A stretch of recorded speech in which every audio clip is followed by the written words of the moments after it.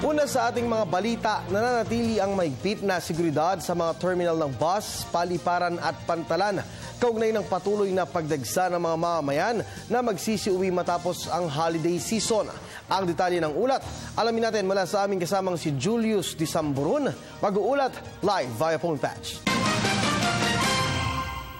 Tama ka dyan, Kirby, yung seguridad ang talagang uunahin po ng mga otoridad. Ngayon po nga nagsisimula na nga magsibalikan dito po sa Kamaynilaan yung ating mga kababayan matapos po ang mahabang holiday break sa mga terminal ng bus dyan sa may Araneta Center Bus Terminal, kung saan marami mga kababayan natin ang simula kahapon pa, Kirby, ay dumagsa na sa mga terminal. Ayon dun sa pamunuan mismo ng terminal, aabot sa nasa 9,000 pasahero yung nagpabook ng ticket papuntang Bicol at ng Visayas provinces. Hindi lamang yung mga papuntang Manila ang dinadagsa, kundi yung mga pabalik na rin po ng probinsya.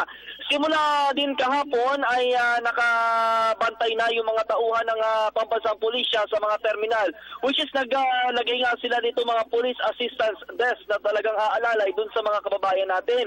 May mga tauhan din ng LTFRB, LTO magbabantay para sa mga taxi bay area para naman na hindi masamantala yung mga kababayan natin nung mga nananamantalang taxi driver. Dito naman sa Maynila, may mga bus terminal din dito gaya ng mga papunta ng area ng Baguio, northern part of Luzon, may southern Luzon, na kung saan may mga nagsisimula na rin magsibalikan pabalik ng Manila.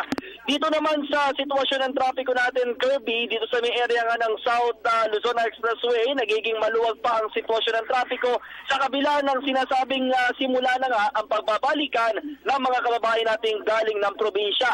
Nag-iikot po, roving police pa rin po ang nagbabantay din doon sa mga terminal ng bus na kung saan nga ay para maiwasan itong mga mapagsamantala na lalabas o yung mga talaga mambibiktima ng ating kababayan. So yan muna pinakauling ulat mula sa lungsod ng Maynila sa pangalan nila Ricky Reyes, Erwin Navarro, Julius Disamburon, Telebisyon ng Bayan. Maraming salamat sa iyo, Julius. Samantala, balik na sa klase ang mga mag-aaral sa pampublikong paaralan sa elementary at high school ngayong araw, Enero 4. Ito'y matapos ang 16 na araw na Christmas break. Alamin natin ang sitwasyon sa mga paaralan mula sa aming kasamang si Julius Disamburon via phone patch.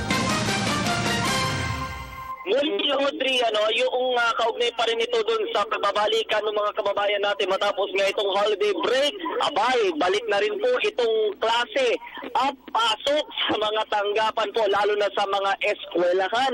Matapos nga ang 16th day Christmas break, inanunsyo po ng Department of Education na balik na po ang klase sa mga paaralan, pampublikong paaralan dito po sa ating bansa.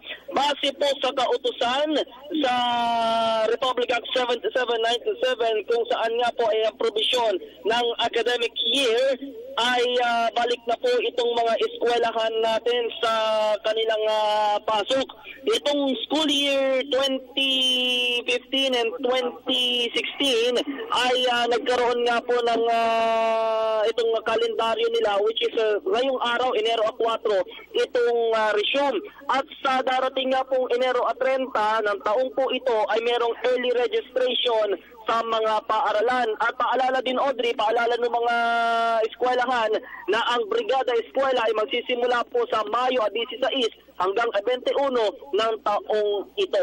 Siyempre, yung mga universities din, may ilang universities din na ngayong araw ay balik na rin sa klase, maging yung kanilang mga offices. So yan ang report. Mula pa rin sa Maynila, Julius Disamburon, kasama ni sila Ricky Reyes at Erwin Navarro, Telebisyon ng Bayan.